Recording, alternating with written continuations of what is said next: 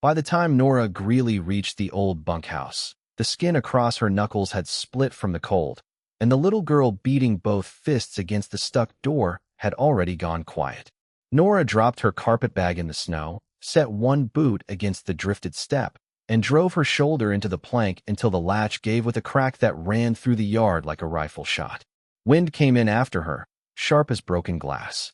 The child stumbled backward into the dark, eyes wide, braid half undone, cheeks gone white with more than cold. Inside, the stove sat black and dead. The room smelled of ash, wet wool, and fear. Doors swelled shut. The girl whispered through chattering teeth. I couldn't get it open. Uncle Calder's out at the lower draw. Nora did not waste a breath on comfort before there was heat to back it. She dropped to one knee at the stove, pried open the grate, and ran her fingers through yesterday's ash. Damp. Bad draft. Someone had choked the flue with something that did not belong there. She took her knife, reached up into the pipe collar, and dragged down a wad of soot-black sacking so what it slapped into the hearth like a dead bird. That was the first question. Who stuffed a bunkhouse stove to fail in a Wyoming winter? The second came a heartbeat later, when she looked at the child and saw not panic in her face but the flat, practiced look of someone too familiar with going cold. Before I tell you what Nora did next, settle in wherever the evening has found you and tell us in the comments where you're listening from tonight. On a hard winter story, it matters to know who's sitting by the fire with us. Nora tore a strip from the hem lining of her own petticoat, shaved curls from a dry board beneath the sink, split kindling with the back of her knife, and laid the fire as neat as a church offering. Then she took the little brass hairpin from her hat, bent it flat, and worked the stove damper until it grudgingly shifted. When the flame finally caught, it did not leap. It breathed, a low orange tongue, then another. Enough. There now, Nora muttered, not to the girl but to the iron itself. You draw straight, and I'll forgive you the rest. The child had inched close enough to feel the first thread of warmth. She could not have been more than 11.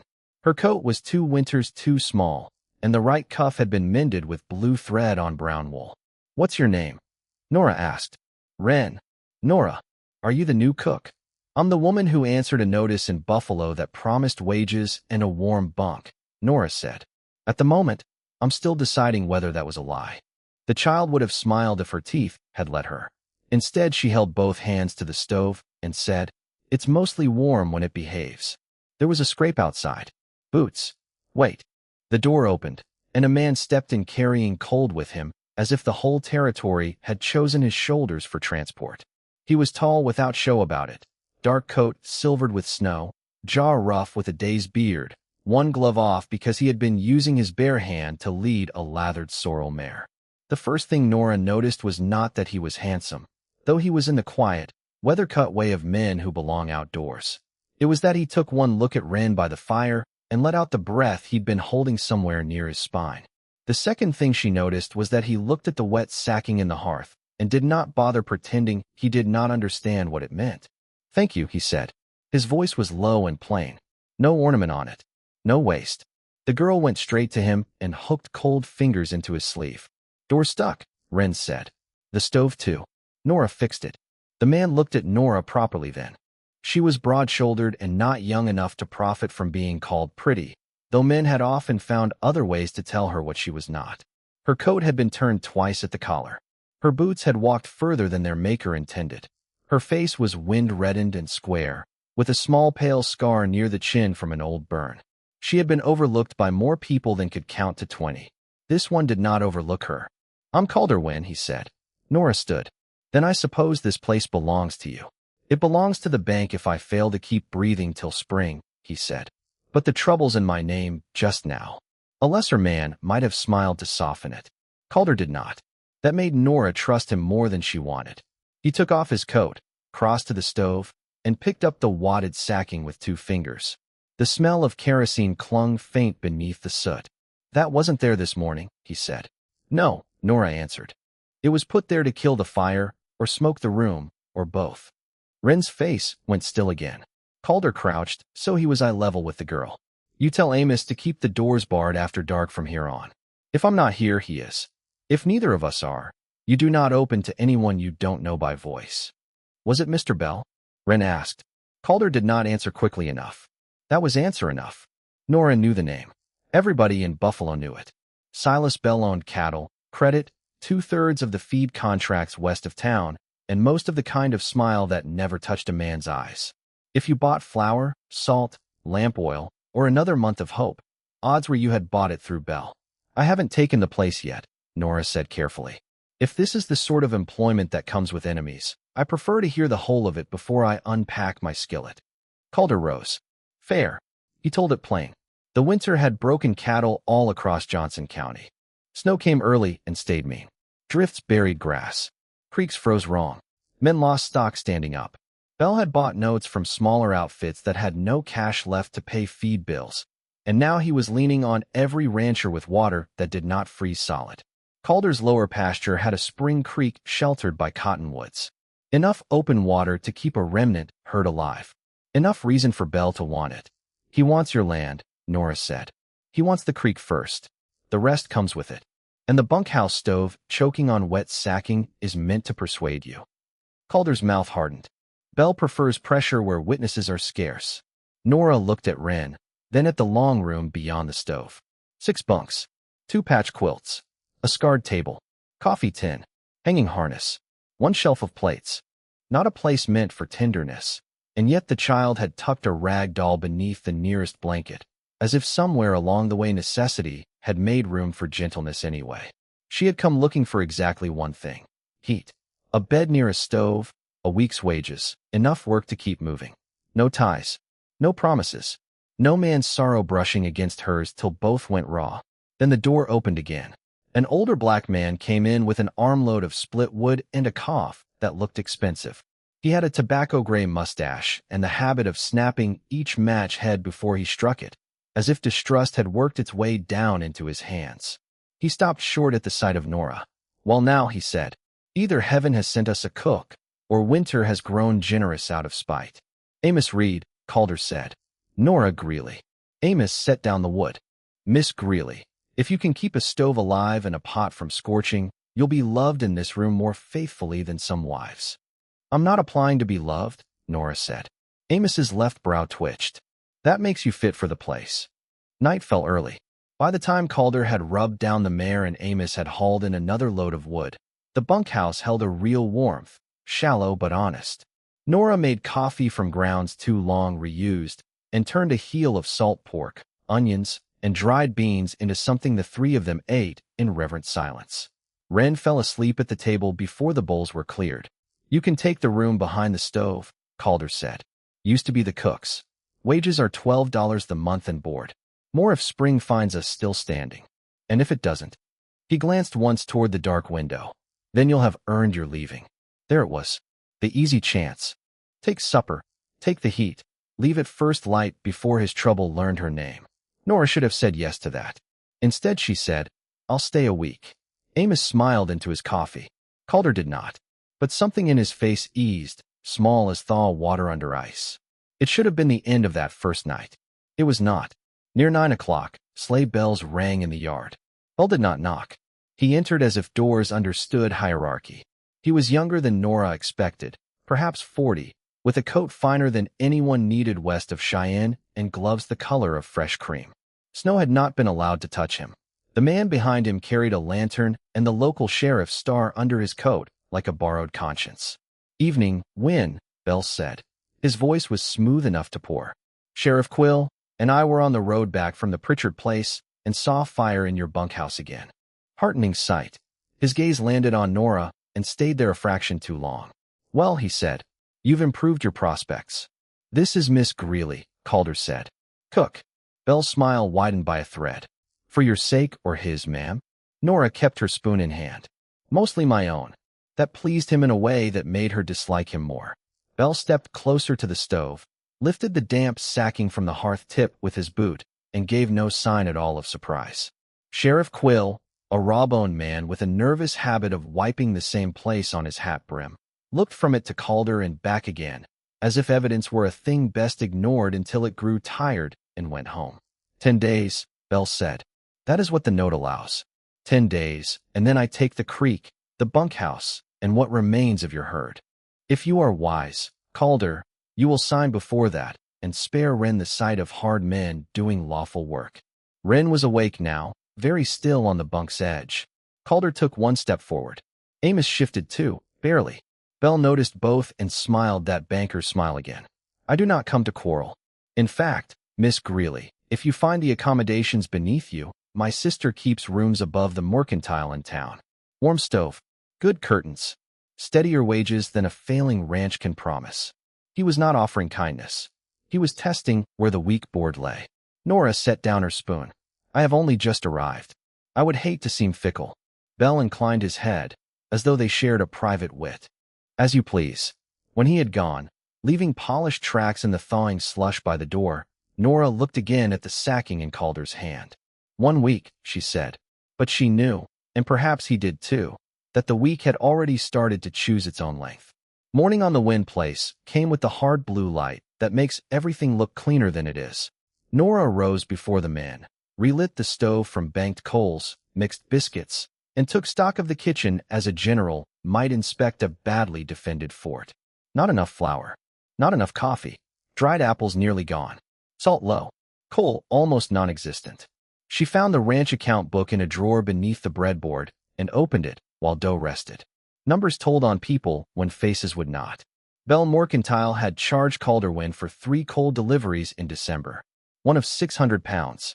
One of 750. One of 800. Nora stood very still, fingertips dark with flour. She had cooked in rail camps. She had watched freight sleds sink axle deep. No team had hauled 800 pounds up that road during the week marked there, not with the drifts Buffalo had taken. The figures were wrong in the way crooked men hope only practical women notice. Calder came in stamping snow from his boots. You're reading my shame before breakfast, he said. Your shame appears to have excellent penmanship, Nora answered. Were all these coal loads delivered? He looked over her shoulder. The first, maybe the second light, not the third. And yet you were charged for all. I was charged for breathing too long this winter. Nora tapped the page. Did you keep the slips? In a tobacco tin. If Wren hasn't used them for drawing horses. He paused. Why?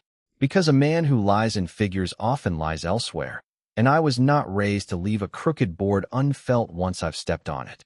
That was how it began between them, not with softness, but with work. By noon, Nora had mended a split coffee pot handle with wire, turned out 2 rabbit pies from almost nothing, and made Amos laugh loud enough to scare the hens. Wren trailed her like a shadow in small boots. You know stoves, the girl said. I know what cold costs, Nora answered. She regretted it as soon as it was spoken, but Wren did not ask. Children who live near grief learn which doors not to shove. 2 days later, Nora rode into Buffalo beside Calder on the feed sled, scarf wrapped high against the wind, list in pocket, account book under her arm. Town watched them the way towns always watch anything that smells like a story before it becomes one. The storekeeper, Mr. Ladd, polished the same inch of counter till it shone with suspicion. His wife, Tansy, flower up both sleeves, slipped Nora an extra packet of tea without comment. Men at the potbelly stove looked over and away, measuring her width, her age, the fact that she rode beside Wynne and not behind him. Bell was in the mercantile office when Calder asked for copies of the coal slips. Lost trust in my arithmetic. Bell asked lightly. Found reason to examine it, Nora said. His eyes went to her then, cool and pale as creek water over rock. There are easier employers, Miss Greeley. Then it is fortunate I've never cared for easy. He let the silence lie. It was one of the things he did best. Outside, as Calder loaded flour and bran, Bell came to stand near Nora by the hitch rail where Wren was petting a rangy blue roan. You can still take that room above the store, he said quietly. A woman alone ought to think seriously about where she plants herself in a county like this. I'm planted for the month. He smiled. No, ma'am. You are passing through. Women with your look in their eye always are. Nora had heard all her life the various ways men described a woman who belonged to herself. Hard. Cold. Too much. Not enough. Bell said none of those things. He said them all. I've got to look because the wind is rude, she said. If wind falls, anyone standing near him falls cheaper. And if he doesn't? Bell's smile thinned. Then he'll be the first this winter. That night, after supper, Calder found Nora in the pantry copying figures from the account book onto the back of an old seed circular. "You think Belle is padding the debt," he said. "I know he is. Knowing and proving are cousins who don't visit enough." Nora laid down the pencil. "There's a stage seat south in 2 mornings, isn't there?" He looked at her a long while before answering. "Yes. Safe wages in town. A road out before the next storm. No more children going cold in rooms full of male silence. No more trouble that wore a banker's gloves." Amos, at the table, pretended not to hear. Calder said, "If you want leaving wages, I'll find them." That pricked her worse than pride. He was offering freedom while sinking. "You make a habit of pushing good fortune away?" she asked. He gave the faintest shrug. "Depends whether it wants to stay. This is where I want to ask you something, because there are choices that split a life clean in two. If a warm room and safe wages were offered to you at the price of another family's ruin, would you take them? Or would you stay where the roof might fail, simply because your leaving would help the wrong man win?" Nora stood with both hands on the pantry shelf. She could smell flour dust, coffee grounds, cold iron. Things honest enough to build a life from if the world let you. She had once taken the safer road. 3 winters earlier, after her husband Eli died on a section crew and their baby girl took fever, Nora had let Eli's brother sell the stovepipe, the good blankets, and half the dishes to settle practical matters. She had not fought hard enough. By the time she understood what grief makes cowards of decent people, there had been nothing left worth claiming but the scar on her chin from pulling a smoking flue apart with bare hands while her child cried herself hoarse. "No, not again. The stage can go south empty on my account," she said. Calder's expression did not change much. It never did. But Amos looked up and smiled into his beans like a man hearing grace said properly. The storm arrived the next afternoon with no theatrics. No warning thunder. No purple sky. Just a dropping temperature, a stillness that made the chickens strange, and then wind coming low and hard out of the northwest. By dusk the yard had blurred white from fence to stable. Calder and Amos rode to the lower draw to cut a drift away from the spring trough. Nora wanted to argue, but water wins every argument eventually. "Bar the door after us," Calder said. "If we're not back by full dark, bank the stove and keep Wren close." "What if Belle's men come?" His gaze held hers. "Don't let them in." She nodded once. The hours after that stretched wrong. Nora could feel the weather in the walls. The stove breathed fitfully, then too fast. At first she thought the wind was driving it. Then she smelled it. Not smoke. Grease. She turned from the stew pot so fast she sloshed broth onto the lid. The flue gave a muffled cough.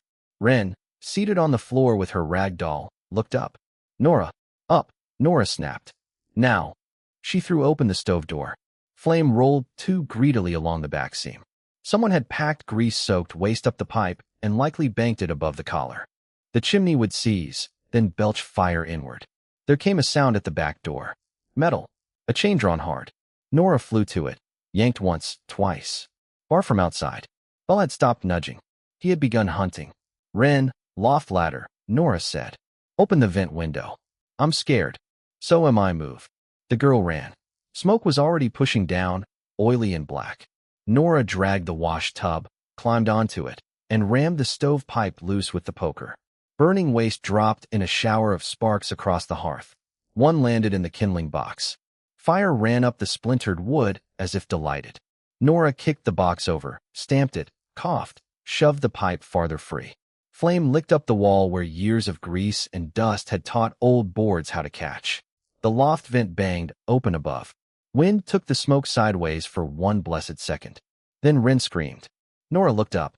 The girl had backed too near the loft bunk, and the hanging quilt there had taken a tongue of fire at the edge. It raced upward, hungry and quick. "Jump to me. It's too hot." Nora hauled the horse blanket from the peg, threw it over her head and shoulders, and climbed the ladder into heat that felt alive enough to bite. The loft boards were hot through her boots. She got one arm around Wren just as a beam above them cracked with the sound of a split bone. "Hold to me," Nora said. They came down the ladder half falling. Smoke filled her mouth. She hit the floor, staggered toward the front door, found the latch, pulled. Swollen. Useless. Behind her, something heavy crashed where the table had been. Then another sound cut through the roar. An axe. Once. Twice. Light burst through the wall planks near the front jamb. Cold air knifed in. Calder drove the blade again, ripped space enough for a shoulder, then an arm, then all of him. Snow whirled around his hat brim and melted on his face. He did not shout. He just reached. Ren first.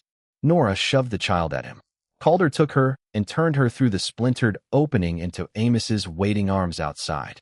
Then he came back into the smoke for Nora. By then the blanket around her shoulders had begun to smolder. He caught her at the waist. She had not been carried by a man in years. She hated how much of her body remembered wanting safety. They crashed together through the hacked gap as the front half of the roof gave way behind them with a long, final groan.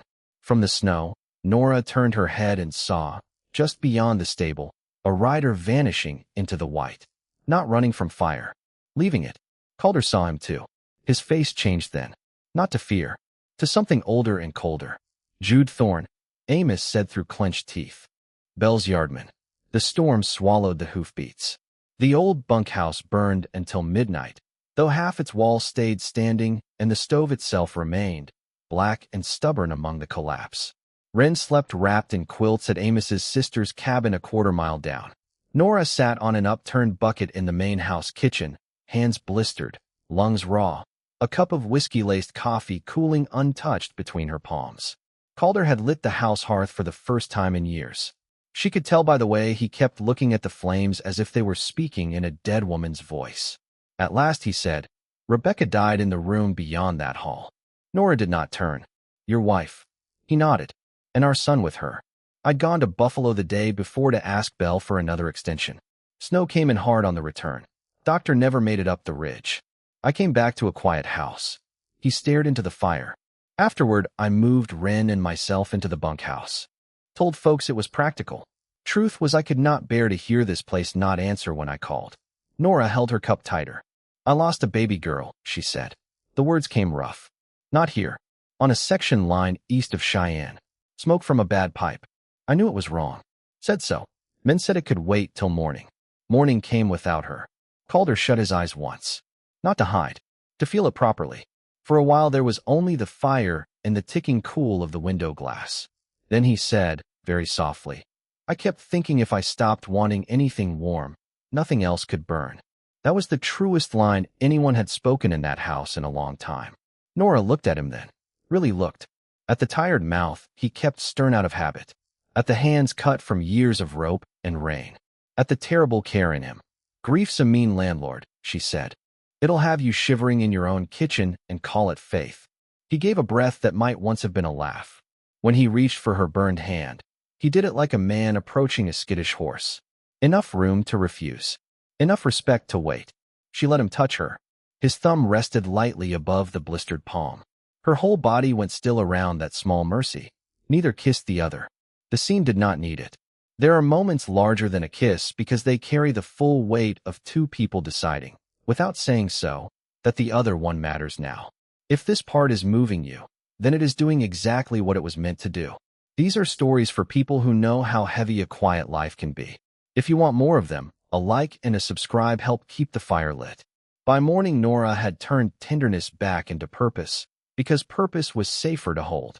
She walked the charred bunkhouse remains with Amos while Calder rode to fetch Quill and a witness from town. Near the hacked front wall, she found the chain. One end still looped through the outside handles. Melt blackened, but there.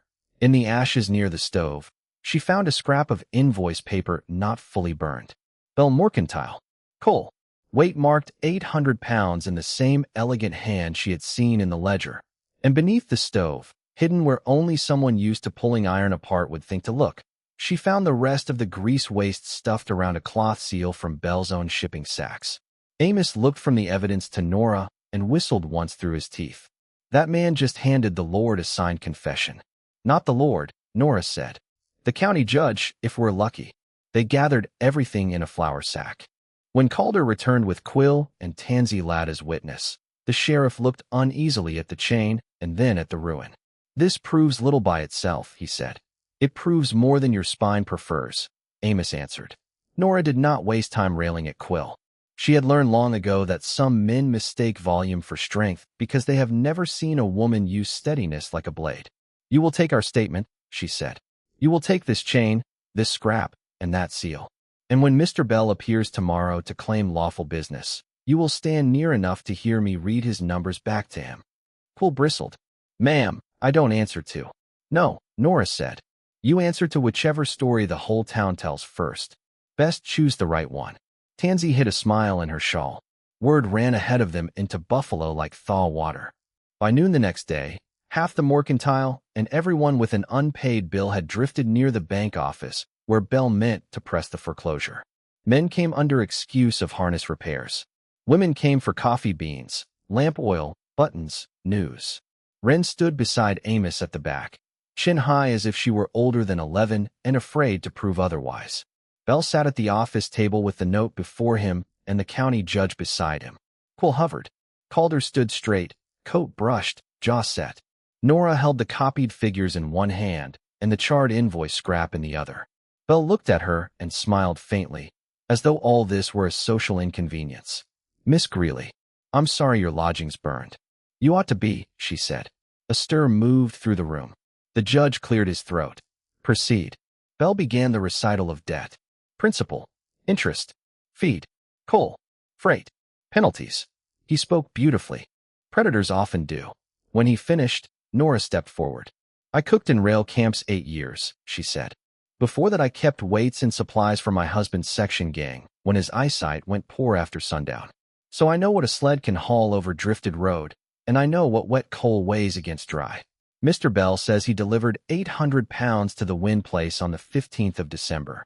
He did not. Bell leaned back. "And how, exactly, would you know?" "Because 600 would have been optimistic in the weather we had. Because the slip you charged him with was written in the same ink as a January bill, though marked December. Because the grease waste stuffed in the Wynn flue carried your shipping seal. And this," she held up the scrap, "survived the fire you arranged badly enough to show the same false weight again." Bell's face altered by almost nothing, which was how Nora knew she had struck live bone. "Careful, ma'am," he said. "Slander is a cold road." "So is murder," Amos called from the back. The room tightened. Nora did not stop. "You padded his debt because you wanted his creek. When numbers alone didn't move him, you sent Jude Thorne to choke the stove and chain the door from outside." Bell stood then, smoothness slipping like oil off hot iron. "That is a lie." Wren's small voice cut through the room. "Mr. Thorne was by our stable yesterday. He had the silver match case with the dent in it. I seen him flick it open same as at the fair." Every head turned. Quill shifted. "That true?" Bell snapped, too quickly. "The child is hysterical. That was his mistake. Not the crime. The contempt.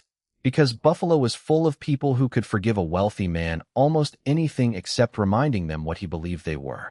Tansy stepped forward next. Mr. Bell also denied coal credit to Mrs. Pritchard the week her husband was dying. Told her cash or nothing. She sold her wedding silver for fuel. Mr. Latt, who had polished his counter into cowardice for years, cleared his throat and said, "And he keeps separate books. I've seen him. Once truth begins in a room hungry for it, it multiplies." A freight teamster named Owen Pike admitted Bell had ordered him to sign for loads never hauled. Another rancher produced his own curious interest charges. Amos laid the chain and seal on the judge's desk. Quill, now finding courage in arithmetic and witnesses, sent a deputy for Jude Thorne. Bell looked around and found, perhaps for the first time in his grown life, that money had not entered the room before him and softened everyone's knees. "You think any of this changes the note?" he said. Nora met his gaze. "No, I think it changes the man holding it." The judge lifted the false bill slips, examined the seal, the chain, the copied figures, and then the note. "Mr. Bell," he said, "until these accounts are audited and the arson charge examined, this foreclosure is stayed." Bell slammed one palm on the table. "You haven't the authority. I have enough." Jude Thorne was brought in under guard before Bell could leave. He lasted less than 10 minutes. Men who set fires for money rarely carry enough loyalty to burn for free. When shown the chain and told Bell had already placed blame elsewhere, Thorne broke. Named Bell. Named the payment. Named the order to smoke them out and leave the rest to weather. The rest came hard and all at once. Bell was arrested for attempted murder and fraud. The bank directors, eager to discover principles after profit had soured, opened the books. Other false notes surfaced. Ranchers whose land he had taken came forward. By sundown his office was sealed, his reputation gutted, and his freedom riding no further than the county jail. Justice, when it finally came, did not come politely. It took his cattle contracts, his credit, his standing, his certainty, and the little godhood he had worn around town like a tailored coat. It left him exactly what he had left others, a bill he could not charm away. The win note, once the false coal charges were stripped and the illegal penalties voided, fell to an amount Calder could meet by spring sale and borrowed help from men who trusted him more now than they feared winter. That evening the town changed its mind about Nora Greeley right in front of her. Women touched her sleeve in the street. Men who had stared past her at the hitch rail tipped hats and called her ma'am. She disliked most public admiration on sight. Still, when Wren slipped her hand into Nora's and swung it once as they walked back to the wagon, Nora did not let go. They rebuilt the bunkhouse wall before the week was out. Not because Nora wanted to leave the main house. By then she knew she would not. But because some things deserve saving for what they first made possible. Amos said the old place had earned another life. Calder said nothing, only worked beside them from dawn till moonrise, setting planks straight and fitting a new flue under Nora's exact eye. One evening, while she tested the stove draw with a candle flame, Calder stood in the doorway watching her. "You're smiling," he said. "I am not." "You are. It's unsettling." She looked at him over her shoulder. "You built a whole house around gloom. Let me have my small wickedness." He came closer, slow enough to stop if she stiffened. She did not. "I've been meaning to say something since the fire," he said. "That sounds dangerous." "It may be." He took a breath. "You came here for heat. I know that. I know you never promised more than work and a month's staying.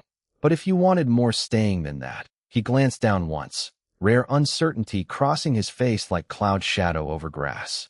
"I'd count it fortune." Nora set down the candle. All her life men had spoken to her in bargains, jokes, judgments, needs. Very few had spoken to her, as if her choosing mattered as much as their asking. She reached up, touched 2 fingers to the scar by her chin, an old habit when afraid, and said, "I don't know much about easy endings." "Neither do I." "That may help." His smile then was small, real, and dearer than any handsome grin could have been. She stepped close enough to feel the warmth of him through wool. "For the record, Mr. Wynne, I wasn't frightened of your trouble. No. I was frightened of needing anyone again. And now." Nora looked toward the stove, where the new pipe drew clean and true. "Now I think a thing built right can hold." When he kissed her, it was not with the urgency of young people trying to outrun sense. It was the slow, reverent sort of kiss given by those who know exactly how much it costs to hope and choose it anyway. By late May, the grass had come back green along the spring creek, and the bunkhouse windows stood open to evening air that smelled of sage, yeast bread, and thawed earth. Folks began stopping by without excuse. A widow from the ridge brought preserves. Mrs. Pritchard brought a cutting of climbing rose for the porch post. Men came for coffee and stayed for counsel.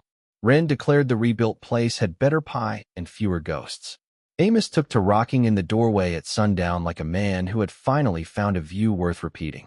Calder paid the last honest portion of the note after the calf sale. Nora kept the books, the kitchen, and, without ever announcing it, the center of the place. People who had once pitted her for being alone now came to her when life went crooked because they had learned what Belle learned too late. The woman nobody counts is often the one who has been quietly measuring everything. On the first warm night of June, Nora stood on the porch in shirt sleeves while Calder showed Wren how to set a horseshoe stake straight in the yard, and she thought how strange it was that the first true home she had known in years had begun with a broken door, a dead stove, and a child too cold to cry. Some loves do not arrive like lightning. They come the way high country dawn does, gray at first, then gold enough to live in. At dusk, the new stovepipe sent up one straight ribbon of blue smoke above the bunkhouse roof, while 3 shadows leaned together on the porch, and the pasture beyond them shone clear and golden all the way to the foot of the bighorns. Next time, we'll tell the story of a deaf woman sent to a remote sheep camp because her family was ashamed of her, and the one-eyed shepherd who understood her silence before he ever learned her name.